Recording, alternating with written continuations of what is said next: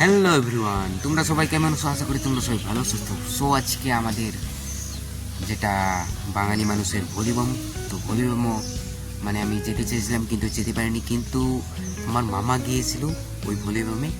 আর ভলিবমে ওই ঢেকিয়াজুলির একটা যে নিউ যেটা নতুন মন্দির বানিয়েছে এখন, যেটা আপনারা তো দেখছেনই মানে ইনস্টাগ্রামের রিলসে, তো সেই মন্দিরে গিয়েছিল। তো সেই মন্দিরে গিয়ে কতগুলো ভিডিও বানিয়েছিল, তো আমি পাঠিয়ে দিতে বলছিলাম, তো পাঠিয়ে দিয়েছে। তো সেগুলো আপনারা দেখুন, তারপর মজা নিন এই ভিডিওটার।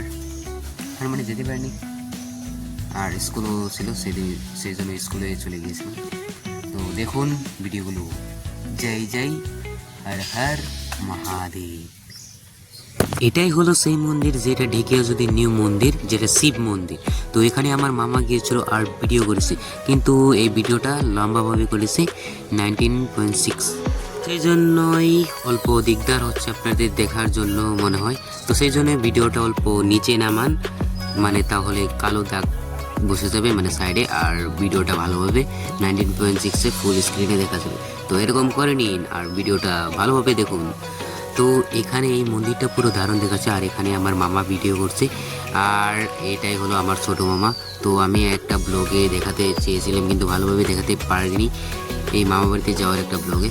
আর এখানে কতগুলো মানুষ দেখুন প্রদীপ জ্বালাচ্ছে, আর এখানে লাইন দিয়ে প্রদীপ জ্বালানো ইগুলো করে নিচ্ছে, আর ডাস্টবিন আছে এখানে। আর লেত্রা চেত্রা করতে লাগে না, কারণ এটা মন্দির এটা।